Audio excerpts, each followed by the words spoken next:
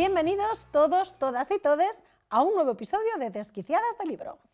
Un nuevo episodio que además es muy especial para nosotras porque dijimos el primer día que seríamos desquiciadas, literarias y feministas, y hoy es el día que más feministas vamos a ser y también un poco de lo demás. Sobre todo feministas, porque además creo que no se me ocurre mejor momento para decir alto y claro que yo soy de las que lleva con orgullo la bandera de feminazi.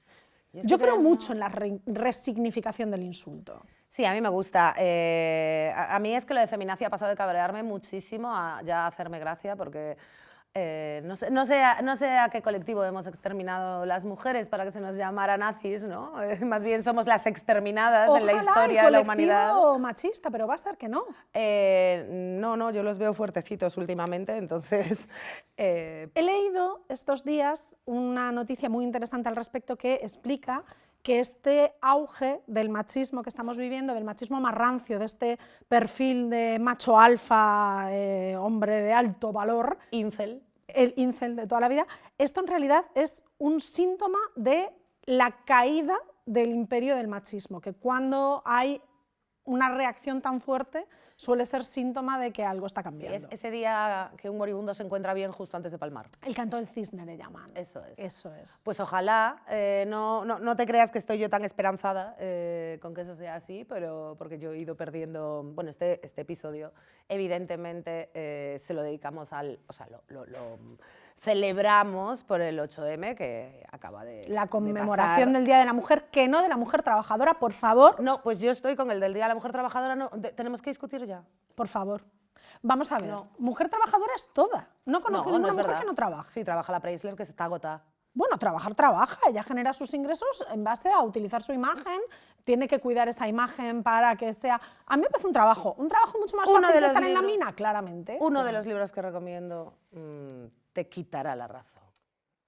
Pero bueno, que conmemoramos el 8M así peleándonos un poco, porque creo también que la confrontación de las diferentes vertientes ideológicas del feminismo es parte de la intelectualización del movimiento, y sin intelectualizar el movimiento no vamos a ninguna parte. Es decir, ¿por qué vamos a hablar de libros feministas? Porque en los libros suele estar la respuesta. Porque el enemigo siempre te va a confrontar con argumentos que muchas veces, con que tengas esto de conocimientos de la historia feminista, se los desmontas. Pero hay que tener esto al menos. Hay una cosa muy importante que me gustaría dejar clara antes de que arranquemos en realidad este programa dedicado al 8M, que es que hay casi tantos feminismos como mujeres, sí, porque cada una entendemos el feminismo de una forma diferente. Solo hay una cosa que tienen en común todas las corrientes feministas, la base en la igualdad. No exactamente, pero vale, sí. Pero también creo que hay que luchar contra el que todo es feminismo, porque si todo es feminismo, nada es feminismo. Vamos a hacer un pequeño parón. Porque para pegarnos. No, vamos a hacer un pequeño parón para hablar del eslogan de la camiseta de Abril.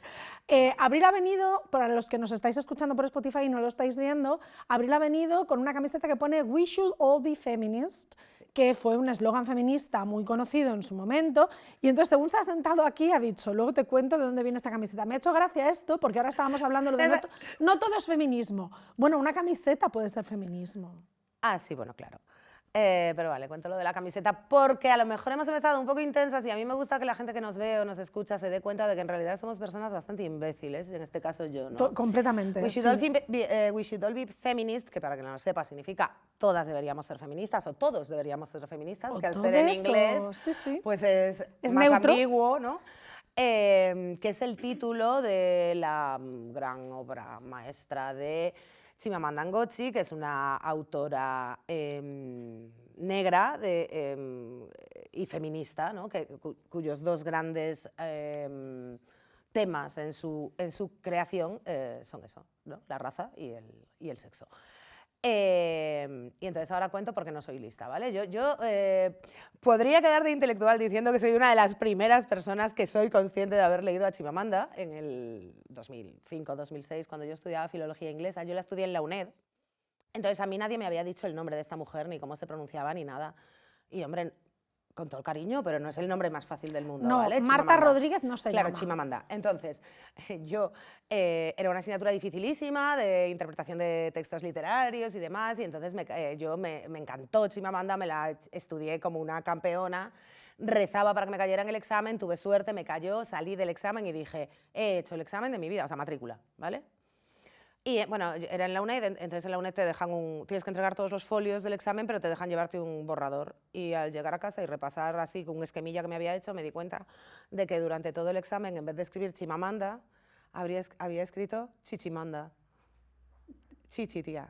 Chichimanda, ¿vale? Bueno, es un nombre Es un- curioso. Es el nombre por el que la insultarían, probablemente, si alguien la insultara. Probablemente Chichimanda, tía. ella se apropiaría de ese nombre. Claro, bueno, pues igual se lo cuento. Entonces, llegué a mi casa a las 2 horas del examen y le mandé un mail al profesor con el asunto, hola, mira, no estoy bien Hola, de lo mira, mío. no estoy bien. Claro. No, sé Y que no se llama entonces, Chichimanda. nunca me contestó, saqué un 9,5 y no me puso la matrícula y ahí sí me contestó y me dijo, lo siento muchísimo, era No te matrícula. pongo la matrícula porque estaría bien saberse el nombre de la autora.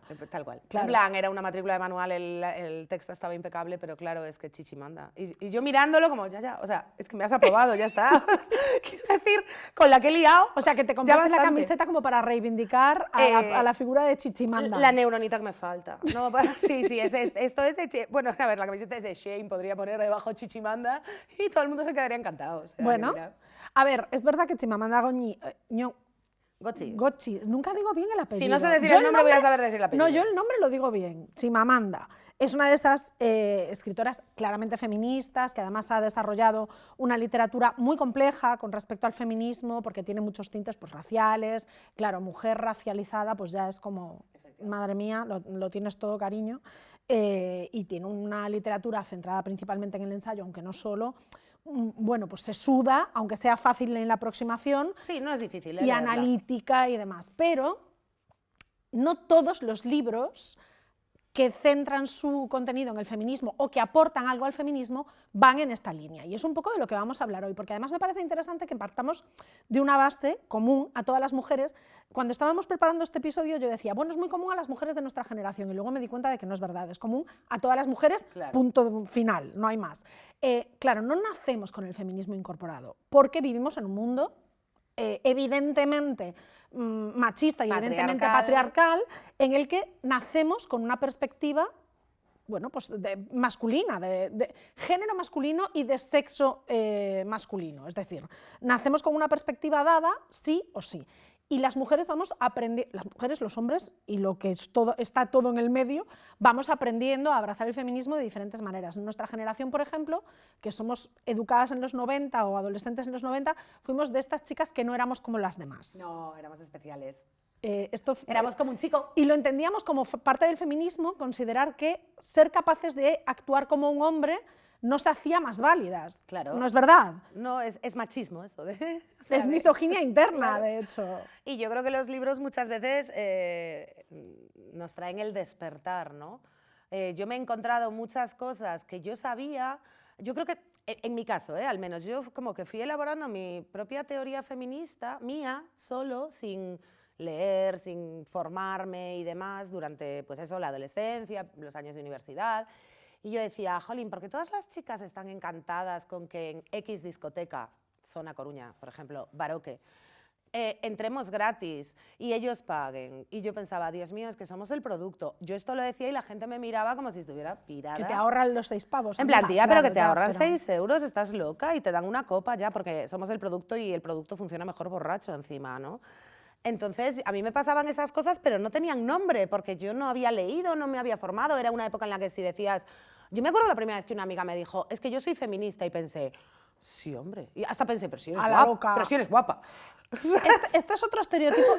¿Sabes? Yo creo que todas hemos vivido estas situaciones de machismo estructural, que tenemos como interiorizadas, y en un momento determinado esas situaciones, en un momento concreto, rompen. Y en nuestro cerebro hace clic y dice, uy, Sí, ¿qué está pasando aquí? A mí me pasó muy pequeña. Qué suerte. Me pasó muy pequeña porque yo he tenido la suerte de nacer en una familia muy poco convencional en ese sentido, en la que pues, mi madre tenía un puesto de trabajo mucho más reconocido, público y preeminente que mi padre, cobraba más que mi padre, entonces era poco habitual, estoy hablando de los 80, esto era una excepción enorme. Total. Y además siempre he tenido muy mal carácter, Eso yo las también lo cosas comparto. como son. Y la suerte de tener un padre, también una madre, pero un padre que siempre apoyó esa idea de tú puedes hacer lo que te dé la gana. Entonces yo recuerdo muy pequeñita, pero cuando digo muy pequeñita es que igual tenía 6 años o 7 años, jugando con unos amigos, unos hijos de mis padres, en las escaleras de Alfonso X el Sabio, en la calle Troncoso, lo tengo aquí grabado como si fuera ahora, que estábamos jugando a las pelis de Indiana Jones, porque los 80, amigos. Entonces yo quería ser Indiana Jones. Y vino uno de los chicos y me dijo, no, tú tienes que ser la novia. Me pareció, o sea, monté un circo, otra vez monté otra en un circo, pero bueno, de esta ya hablaremos ¿Y otro no día. te pasa un poco que aún hoy tienes todo el rato la alerta? Mira, yo la tuve el domingo, o sea, hace nada, 3 días, que salía yo del Depor, ¿no? Y yo voy a Riazor todos los fines de semana desde que tenía 13 años. Y me encontré a una amiga y me dijo, ah, pero sigues yendo al Depor, qué graciosa. Ay, como si fueras un mono. Sí, porque en la adolescencia como que íbamos todas, ¿no? Sí, Digamos, sí, o yo sea, fui era una- socia del Depor, Claro. sí, sí. Y de repente era como, ah, ya, claro, espérate, que no he seguido la línea habitual de casarme, tener 3 hijos, quedarme en casa cuidándolos y que el marido siguiera yendo al Depor y yo me quedara en mi casa o fuera con otras madres a pasear. Perdón, ¿sabes? A ningún amigo mío le han preguntado nunca, ay, ¿sigues yendo al Depor? No, se da por hecho. Y se da por hecho igual que puedes cambiar de aficiones, pero seas hombre, Sí, mujer pero no les parece o asombroso monotití. que sigan yendo. Exacto. Y como eso, 1.000.000 de cosas que me pasan y que me han pasado a lo largo de la vida. Tú que decías lo del mal carácter, ¿no? A mi pic así de no puedo más es el estate tranquila. Yo soy una mandona. Yo A ti te dicen que te también. estés tranquila, yo Bossy soy una girl. mandona, que además me pone muy mala leche. He vivido situaciones laborales tensas en ese sentido, de reunión en la que todos son hombres, he convocado yo, y según entro por la puerta uno me dice, ah, por fin, tráeme un café, por favor. Esto, bueno, ya hace unos cuantos años, pero esto lo tengo No, grabado me sorprende, podría ser hoy, ¿eh? a fuego. Es verdad que yo creo que hoy reaccionaría de otra manera, y eso es gracias a que una vez que ese clic llega a nuestra cabeza, empezamos a enfocar todo con esas gafas violetas y empezamos a ver feminismo donde lo hay, pero no lo habíamos descubierto. Exacto. En parte en los libros. Claro, porque ahí dices, el clásico, anda, que esto no solo me pasaba a mí. Que esto pasa, que sobre esto ha escrito alguien. Esta es un poco la idea, que hoy traigamos una selección de libros en los que el feminismo está presente de una forma no necesariamente académica. Sí, hay un poco de todo. Efectivamente, no necesariamente académica. La idea es que encontremos en estos libros un referente feminista diferente. Entonces vamos a hacer esta selección en base a, pues como hacemos todas las elecciones, que es a mí me sirvió. Claro. A mí me sirvió. Mi primera elección es probablemente el libro con una perspectiva menos feminista evidente, pero para mí fue un antes y un después en la forma de acercarme a la literatura, que fue Jane Eyre, de Charlotte Brontë. Casi nos cargamos a la Casi nos cargamos el stand en nuestro set. Esta edición de Jane Eyre, que es una maravilla, ilustrada por Laura Agustí, no fue mi primera edición de Jane Eyre. Mi primera edición de Jane Eyre era una edición preciosa, muy grande, era un libro de estos tipo coffee book, muy grande, precioso, también ilustrado, que me regaló mi padre, y era una preadolescente, tendría 12, 13 años. El recuerdo que tengo de acercarme a Jane Eyre es como de repente descubrir, ah, esto es lo que yo quiero. Y en realidad es una novela romántica, bastante oscura, con un protagonista masculino terrible y con una protagonista femenina, que ahí es donde está el feminismo en este libro, muy libre, que toma decisiones propias, que elige ser autónoma en un mundo en el que esto no era habitual. No olvidemos que Jane Eyre está escrita en el siglo XVIII, XIX. Es que Jane Eyre es una novela escrita por una mujer y protagonizada por una mujer, ya solo por eso es pionera en muchas cosas. Y por una mujer que no digo que sea la decide- única, pero... Y por una mujer que tiene una profesión que es independiente económicamente. A mí esto me marcó la vida totalmente, porque yo venía de leer pues, cuentos de princesas y de repente descubrí que la protagonista podía ser una mujer que tomaba decisiones y que a lo mejor la decisión era no casarse. Ojo, que a mí esto me pareció, o sea, me rompió los esquemas mucho Jane Eyre. Perfecto. Mucho. Hablaremos también en otro capítulo, ya lo haremos, pero también recuerdo la primera vez que leí una mala que dije, yo quiero ser esta mala. Ah, eso también es guay. Que fue en El Señor del Tiempo de Alice Cooper con Sasha, que era un personaje malo, negativo, pero era una mujer con un carácter que decías, es que está haciendo lo que es bueno para ella. ¿Sabes que todo el rato durante los episodios tomamos notas mentales para otros episodios? Siempre. Pues tengo un título para uno que tenemos que hacer. Villanas que no lo eran tanto. A mí, estoy a está, full con a esto. muerte con A full esto. con esto. Ya tenemos tema para abril. creo que tu primera protagonista de libro, o tu primer libro, también es bastante poco ortodoxo como feminista. Cero ortodoxo. Tenéis que imaginaros la portada, porque me he olvidado los libros en mi casa, pero es El diario de Bridget Jones, de Helen Fielding. Y esta es una elección que hago muy conscientemente de lo que significa. Bueno, habrá quien lo sepa, yo trabajé unos años en prensa, en una revista, y recomendé una vez creo que era algo así, típico título de estos de 30 libros que toda mujer debería leer antes de los 30 o algo así, como libro feminista, y nunca, casi nunca, me habían caído tantas críticas como recomendando El diario de Bridget Jones, y a mí eso me empodera. A mí, dame caña y me empoderas, ¿no? Porque no era una elección baladí, no era una elección frívola, sino todo lo contrario, era la reivindicación de lo frívolo como también feminista.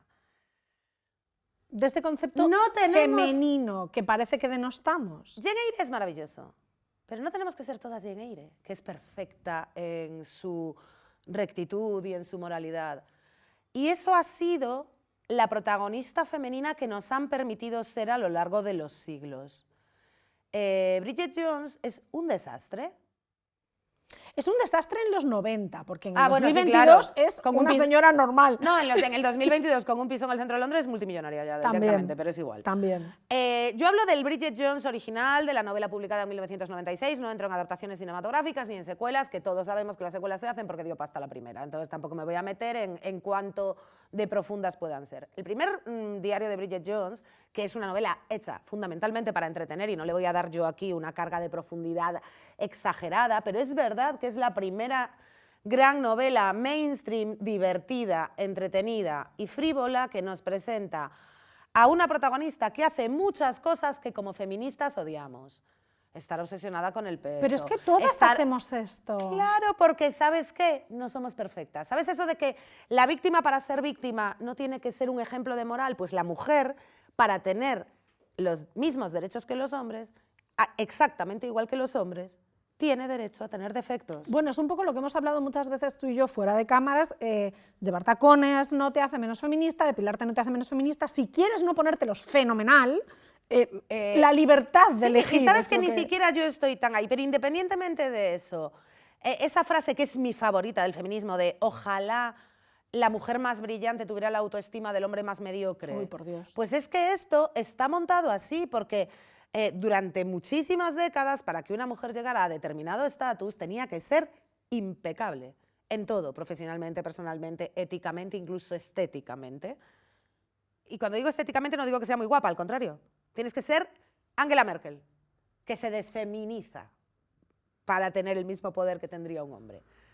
Y Bridget Jones es una tía que es una profesional de más o menos éxito, lo que quieras, pero su principal preocupación cuando se levanta por las mañanas es no haber engordado ni medio kilo, como nos ha pasado a tantas. Ya no voy a decir a todas, pero a tantas. Yo creo que a todas, fíjate. Y no pasa nada. Y yo, de hecho, cuando me sentía lo que decía antes de buscar la empatía y el, anda, coño, con perdón, que esto no lo pienso solo yo, es que yo buscando info para aquel artículo que escribí sobre Bridget Jones, hay decenas de tesis doctorales en universidades británicas sobre cómo Bridget Jones sí es un icono feminista precisamente por esto. O sea, que no se me ocurrió solo a mí. Vamos. ¿Sabes que mi próxima recomendación es una tesis doctoral, literalmente? Sí, efectivamente. Es una tesis doctoral que es un ensayo, y ya aviso de antemano, si sois de los que creéis que los ensayos tienen que ser sesudos y duros de leer, esto no es Sexual Personae, de Camille Paglia, que es duro de leer, magnífico por otro lado, y muy feminista también,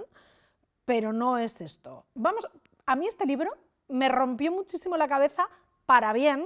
Fue un descubrimiento magnífico. En España lo ha editado Blackie Books, aunque hay muchísimas ediciones en inglés porque ha traspasado todas las barreras posibles. Yo recomiendo la edición de Blackie Books porque es una muy buena traducción, pero me consta que en inglés está muy bien hecho. El libro se llama The Time of My Life. Enséñalo, anda, para eso lo has traído. Es que es muy bonito. The Time of My Life es muy bonito, aunque no sé si se va a ver en cámara, de Handy Freeman.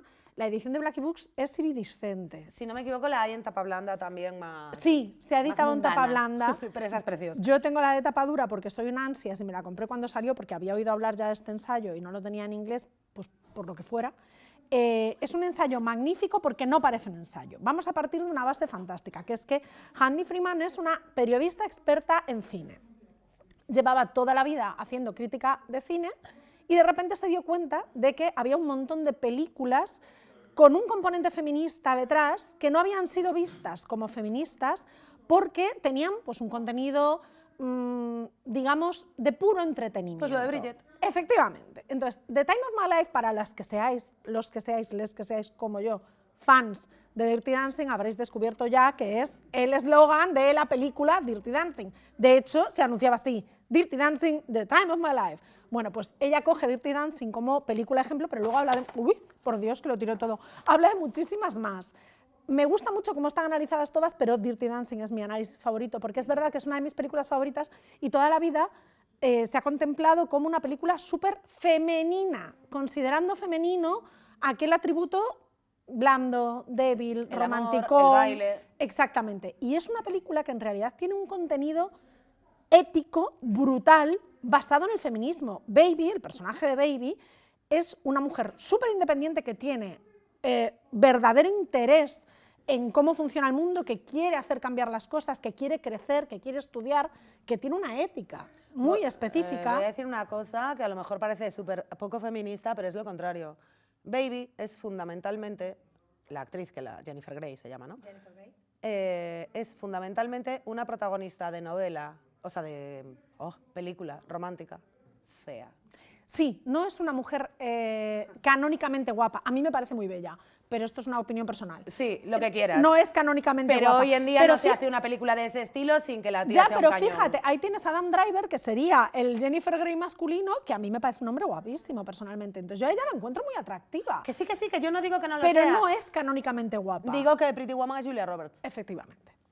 Efectivamente. Y Jennifer Grey es Baby y es otra cosa porque Dirty Dancing es una película ultra, mega feminista. El análisis que hace Hanley Freeman de esta película, explicando que en realidad es la primera película en la que se habla abiertamente del aborto como una decisión, no como algo que le pasa a la mujer, sino que algo que la mujer decide. En una película de 1987 ambientada en En los 1963. 50, en los 60, sí. 62, 63. Es muy brutal. Y luego esta parte en la que en esta película no ves a Jennifer Grey en ningún momento sin camiseta, pero yo no recuerdo a Patrick Swayze vestido en esta película. Creo que se pone la camiseta una vez en toda la película. Bueno, pues si leéis... Pero porque está bailando y sudando. No, si leéis este ensayo, en este ensayo Hanley Freeman explica, hablando con testimonios de la directora es una mujer quien dirige la película, no le quisieron comprar la película al principio porque les parecía que no iba a haber público, tenían un problema con la edición de la película porque el editor, el montador, se empeñaba en sacar más escenas de primeros planos de Jennifer Grey, del brazo de Jennifer Grey, del escote de Jennifer Grey,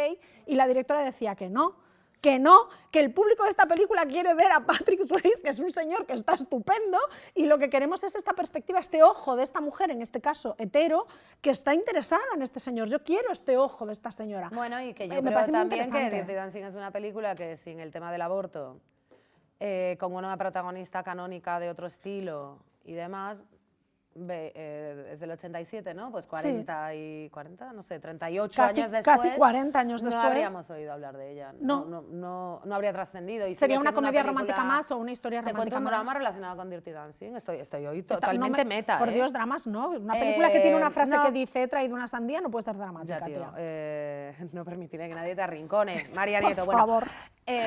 Resulta que es una crítica, ¿eh? Así lo voy a decir claramente, de cómo en algunas cosas parece que vamos para atrás. Que ojalá sea ese canto de cisne, ¿no? Hace unos años, 2, 3, 4, 5, no sé, como la pandemia me cortó el reloj, pues no A sé. todos. Fui a ver el musical de Dirty Dancing, porque soy fanática de Dirty Dancing y dije, musical, tira. Es exactamente igual, es exactamente fiel a la realidad, con una única escena incorporada. Adivínala. Estoy teniendo miedo. Sí, la escena en la que Penny llora desesperada de lo muchísimo que se arrepiente de haber matado a su bebé. ¿Por qué? Porque no quiere a Dios que una decisión que una mujer toma con su propio cuerpo no le conlleve de por vida la pena de la culpabilidad. Pues fíjate que yo creo que en la película queda claro que ella toma la decisión no porque no quiera ser madre, sino porque considera que no era el momento. Y que el único drama que hay es que al ser ilegal el aborto está a punto de morir porque se lo hacen con una percha. Bueno, eso es el mayor drama, pero luego hay un drama implícito, que sí que está implícito, que es que ella sí se arrepiente de haber abortado, no por haber abortado, sino porque a ella le gustaría ser madre en algún momento. Y siente... por haber abortado con una percha probablemente no pueda volver a tener Exactamente. hijos. Y entonces, lo cual no tiene nada que ver con el aborto que se ha practicado. Si siente esta pena de haberse quedado embarazada de un tío que no valía un duro, si siente esta pena de haber intentado construir algo con alguien que la ha dejado tirada. Pero bueno, que también, o sea, esto es meternos ya en el supercharco y podemos dedicarle otro programa y entonces van a tener que hacernos como informe semanal, 60 años de programas, ¿no? Del desmitificar, por favor, de una santísima vez la pena de la culpabilidad del aborto. Yo conozco a 4 o 5 personas que han abortado de forma voluntaria y sus vidas han continuado y no lloran por ello, ni piensan hoy tendría un niño de 17 años. Y otras que seguramente sí, yo creo que pero muchas que no. El aborto tiene que ser evidentemente algo muy desagradable. Yo he tenido la suerte de no tener que someterme a ninguno nunca. No creo que sea una decisión, por muy voluntaria que sea, fácil para nadie, pero de ahí... Ni tan difícil como nos la han querido pintar. Ahí estamos, de ahí a que lo identifiquemos de esta manera. Bueno, en fin, que no solo habla de Dirty Dancing este libro, habla de muchas más películas. Por cierto, habla de una que me parece fantasioso como lo enfoca, que es Los cazafantasmas, que es una película protagonizada por hombres, pero es que es la primera película en la que se habla de la amistad de los hombres y punto. Son señores que son amigos y son amigos como es la gente amiga en la vida real. Sí, y no en las películas en las que los señores son amigos y son machotes. No, esto es fantástica, este análisis me parecía una fantasía. Pues yo también sigo con un ensayo, también con un ensayo muy fácil de leer y con un ensayo muy despertador, podemos llamarle así, ¿no? En cuanto a darles en la cabeza a todos esos que dicen, pero qué igualdad ya tenemos, ¿en qué no sois iguales las mujeres a los hombres? ¿No? Porque como es verdad que prácticamente, o sin prácticamente, no lo sé, no hay ninguna ley en España, ojo. No, legalmente estamos muy igualados. Que no nos equipare, parece como que ya está todo hecho y oye, ahora ya pues volved a lo vuestro, tías, parís hijos y cocinad, no sé. Entonces, este libro, que se titula La mujer invisible, que tampoco he traído porque me lo he olvidado, basa todo su estudio en datos, lo cual me encanta porque es ciencia, datos, muy difícil de contradecir con argumentos, es decir, información, no opinión, ¿no? Voy a leer un poquito porque no me acuerdo, o sea, me he buscado toda la información de las cosas que vienen, como por ejemplo, que hasta hace nada de tiempo los crash test dummies, o sea, estos... no la banda, no los monigotes. Los monigotes estos que se utilizan para los tests de accidentes, de seguridad vial y demás, no había ninguno, sí había con cuerpo de niño, pero los de cuerpo de adulto se basaban en un prototipo masculino.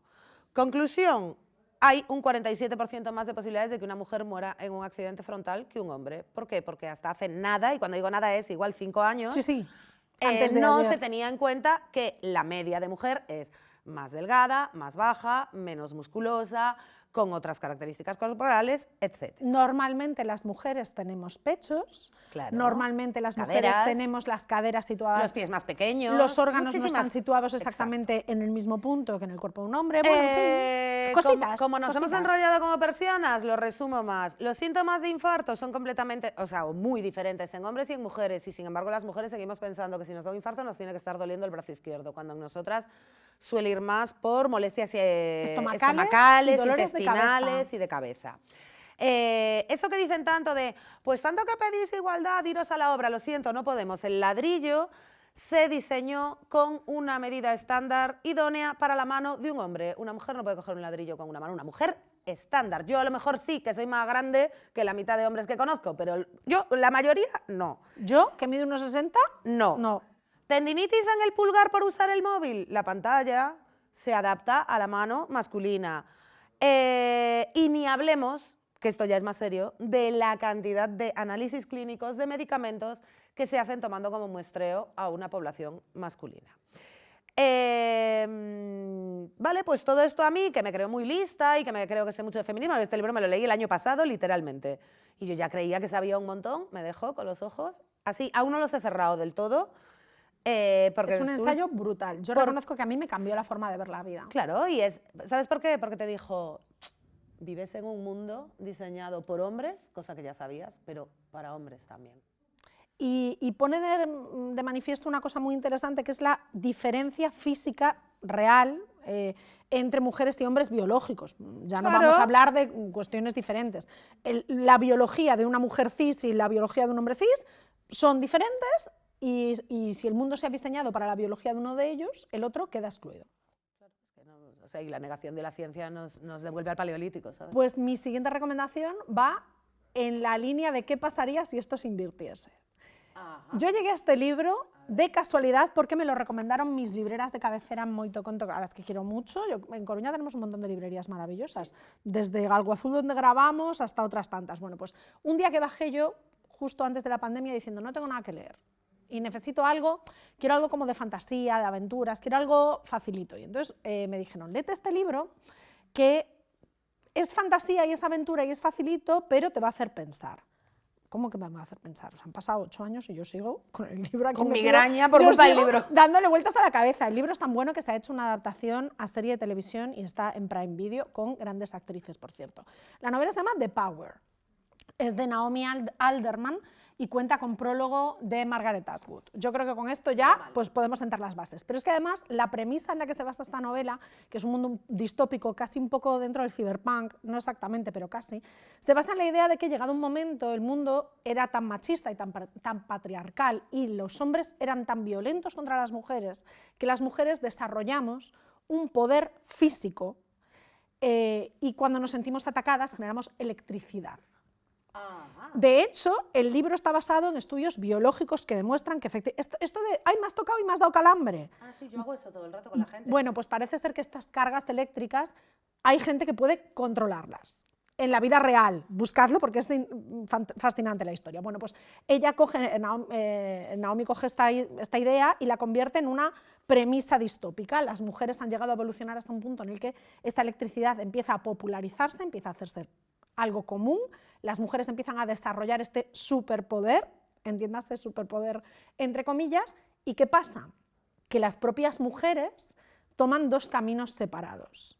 Por un lado, aquellas que consideran que este poder les está otorgando la capacidad de igualar las cosas y por lo tanto empezar un mundo nuevo en el que la igualdad sea real, y por otro lado, aquellas mujeres que consideran que es el momento de la revancha. Y es que me parece una dicotomía muy interesante porque es verdad que, ojito, señores machirulos, como nos toquéis mucho las palmas, la venganza puede ser horrible. Es mejor no tener un enemigo, si es posible. Todavía estamos a tiempo. A mí me pareció muy interesante, de verdad. Me parece interesante porque yo no sé en qué lado estaría, y eso que yo sí. lo reconozco, yo no sé en qué lado estaría y es verdad que no me considero una persona especialmente violentada, no he tenido una vida complicada en ese sentido, pero es verdad que hay veces que dices, joder, es que si pudiera, igual te partía la cara. Bueno, ¿Hay pues, veces? Hay veces. Yo no digo 3 al siempre. día. Bueno, 3 al día tampoco son tantos. Claro. Pero es verdad que me parece una dicotomía interesante cómo dentro de las propias mujeres se genera esa escisión, cómo esto se evoluciona. Os cuento cómo acaba porque en realidad es cómo empieza. La primera página del libro nos demuestra que el mundo evolucionó tanto que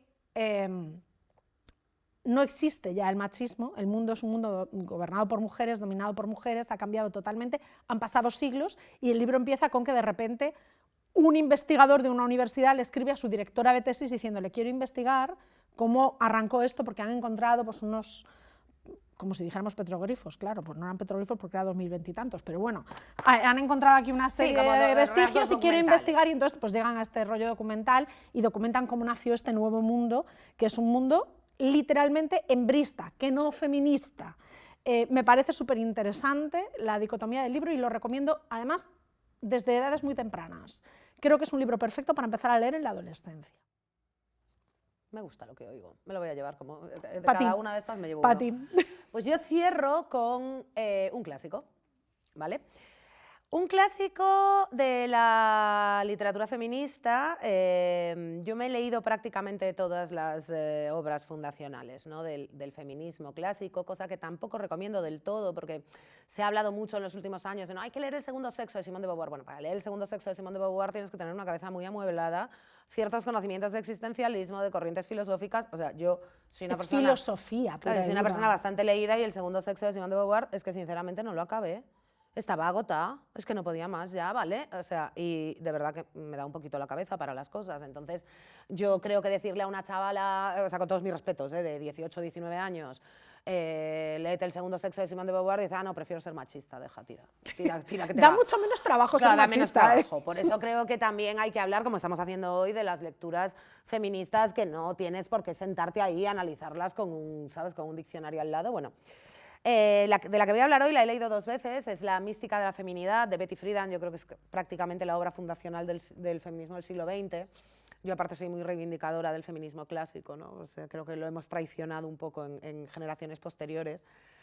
Y es un libro que cuando lo leí por primera vez, que tendría yo 26 o 27 años, me pareció, pues bueno, que estaba muy bien, que era perfecto para su época. Este libro se publicó en el 63, si no me equivoco, pero que a mí ya no me aportaba nada. O sea, que yo vivía en un universo diferente. Bueno, La mística de la feminidad es el libro en el que se da nombre, se estudia, se analiza y se hace una tesis doctoral acerca del malestar que no tiene nombre. Centrémonos, Estados Unidos años 50, principios de los 60, época posterior a la, o sea, bonanza económica y social posterior a la Segunda Guerra Mundial. Y esa imagen que todas hemos visto, todos en el cine, de faldas de vuelo, camisas almidonadas, el hombre se va a trabajar por la mañana, hay una casa preciosa, grande, impoluta, con su jardín. Dificilísima de limpiar. Con su jardín delantero, no tan difícil de limpiar como en épocas anteriores, porque viene el auge del electrodoméstico, toda mujer tiene en su casa, lavadora, lavaplatos, secadora, aspiradora. Entonces eso es, realmente yo lo entiendo humanamente, que es como, madre mía, pero si yo lavo la ropa de toda la familia, o sea, miro ahí cómo da vueltas en el tiempo que mi madre iba al río ¿sabes?, a darle duro. Y es la época del gran alcoholismo entre la mujer en Estados Unidos. Esto es todo Estados Unidos, ¿vale? España vivía un contexto diferente. Hombre, los 50 España Claro. estaba en plena posguerra. Alcoholismo, abuso de medicamentos ansiolíticos y antidepresivos, tabaquismo brutal. Es esa época que siempre se ve a las mujeres, mira que en Estados Unidos son puritanos con el tabaco, con el cine, pero en esa época siempre se ve a las mujeres fumando. Y bueno, y sobre todo alcoholismo, ¿no?, que es como lo más... pastillas para adelgazar, hubo una época que hubo como un auge. El Ozempic del siglo XX. Exacto. Y entonces Betty Friedan, que si no me equivoco era socióloga de formación, pero casada con 3 hijos y retirada de la profesión, se empieza a plantear por qué todas sus amigas están deprimidas y fingen no estarlo. De ahí el malestar que no tiene nombre. Y lo achaca, y ese es el título del libro, a la mística de la feminidad. Nos han convencido de que la felicidad era esto. Cariño, quédate en casa, ya no estamos los hombres en el frente y no tienes que irte tú a una fábrica, te quedas en casa, ni siquiera te matas a trabajar porque te he puesto un montón de electrodomésticos que te faciliten la tarea y solo tienes que estar a las 9 para llevar al pequeño Eddie al colegio. A las 5:30 lo recoges y lo llevas a hockey y no sé qué, y con esto encontrarás la felicidad. Y no sonaba mal, porque el mundo venía de una guerra. Y de repente todas esas mujeres que no tenían que estar 10 horas en una oficina y que todo eso, estaban deprimidas. Y lo leí este año de nuevo, a colación de este fenómeno de las tradwives y de esto que yo he tenido que defender, que cuando hablaba antes de la mujer trabajadora, ¿no?, de tanta gente que te dice, bueno, es que quedarse en casa es lo mismo que salir a trabajar. No, no es lo mismo. A mí, esta es mi opinión. No, no es lo mismo. Lo mismo no es, No, pero lo es mismo un no trabajo. Porque yo también tengo una casa. Pero es un trabajo. Pero entonces tú y yo tenemos 2 trabajos. Claro que los tenemos. Claro, Claro pues que los tenemos 2 tenemos. trabajos. Claro.